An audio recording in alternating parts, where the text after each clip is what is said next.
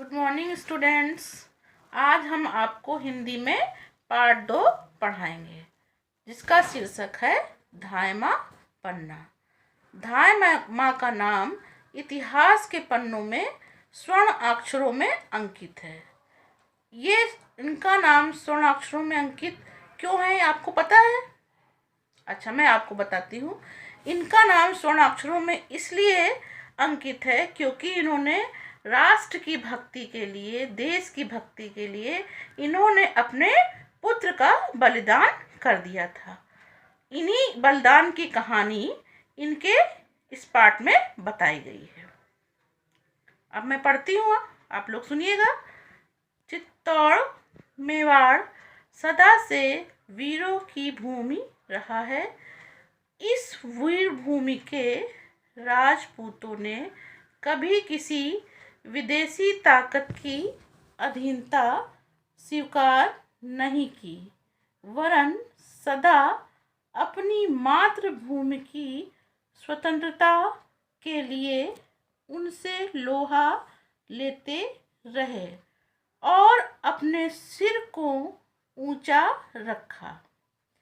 इस प्रदेश ने जहां महाराणा प्रताप और राणा सांगा जैसे वीर पुत्रों को जन्म दिया, वहीं इस भूमि की वीर पुत्रियों ने भी देश के लिए अपना सर्वस्व निछावर कर दिया। त्याग और देशभक्ति की ऐसी ही एक मिसाल थी धाय माँ पन्ना। चित्तौड़ जो है देश है, वहाँ पर चित्तौड़ राज्य में एक वीरों की भूमि है, यानी कि वो राज्य एक ऐसा राज्य है जहाँ पर वीर पुरुष ही जन्म लेते रहते हैं। ऐसे वीर पुरुष कौन कौन से हैं, जरा आप नाम जानना चाहोगे? ऐसे वीर पुरुष हैं आपके महाराणा प्रताप और राणा सांगा। इन दोनों वीर पुरुषों ने क्या किया है? अपने राज्य के लिए अपने प्राणों को निछावर कर दिया। एक तो पुरुष तो थे ही इस जन्मभूमि पर जन्म लेने वाले, लेकिन उससे भी कहीं ज़्यादा इस भूमि पर वीर पुत्रियों ने भी अपना सर्वस्व निछावर कर दिया। सर्वस्व मतलब अपना सब कुछ, निछावर मतलब उस पर वार देना, किसी पर अपनी सभी चीज वार देना। त्याग और देशभक्ति की एक ऐसी ही मिसाल थी धाय माँ पन्ना। यहाँ बेटा आया है मिसाल। मिसाल शब्द का अर्थ है उदाहरण। तो त्याग और देशभक्ति का एक ऐसा ही उदाहरण अगर देखने को मिलता है तो वो देखने को मिलता है धाय माँ पन्ना का। धाय माँ पन्ना महाराणा संग्राम सिंह की सेविका थी। उन्हें संग्राम सिंह के छोटे पुत्र उदय सिंह के लालन पालन के लिए रखा गया था। महाराणा संग्राम सिंह का देहांत हो गया था। उनका बड़ा पुत्र विक्रमादित्य अत्याचारी था, इसलिए प्रजा ने उसे गद्दी से उतार दिया। इस समय उदय सिंह केवल 6 वर्ष का था, इसलिए राज्य का काम चलाने के लिए बनवीर को संरक्षक बनाया गया। जो धाय माँ पन्ना थी वो महाराणा संग्राम सिंह की सेविका थी। सेविका मतलब जो किसी का सेवा करता रहता है ना, दासी जैसे, उसको सेविका का मतलब यहाँ दासी से है। तो महाराणा संग्राम सिंह की दासी थी, और जो संग्राम सिंह के छोटे पुत्र थे उदय सिंह, उनका जो है पालन पोषण करने के लिए उनको रखा गया था। लेकिन एक बार जब महाराणा संग्राम सिंह की मृत्यु हो जाती है, देहांत मतलब मृत्यु हो जाती है, तो जो संग्राम सिंह के बड़े पुत्र होते हैं विक्रमादित्य, वो अत्याचारी था। तो विक्रमादित्य अत्याचारी मतलब किसी पर जुल्म करने वाला, है ना। अत्याचारी मतलब किसी पर जुल्म करने वाला व्यक्ति। तो विक्रमादित्य बहुत ही अत्याचारी था। उसने के अत्याचारी होने के कारण जो प्रजा थी उसको उससे गद्दी से उतार देते हैं। इस समय जो उदय सिंह था, जिसका लालन पोषण कौन कर रहा था? धाय माँ पन्ना कर रही थी। तो उस समय उनकी उम्र थी 6 साल।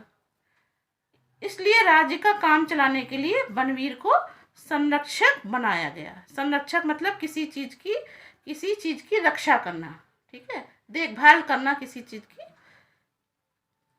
इतना तो समझ में आ रहा होगा बच्चों। अब आगे बढ़ते हैं। बनवीर सोचने लगा कि मैं उदय सिंह को मार दूं और सदा के लिए राज सुख भोगूं। इसी विचार से उसने एक रात पहले विक्रमादित्य को मार दिया और फिर वह उदय सिंह को मारने की योजना बनाने लगा। किसी प्रकार इस बात का पता उदय सिंह की धाय माँ पन्ना को लग गया।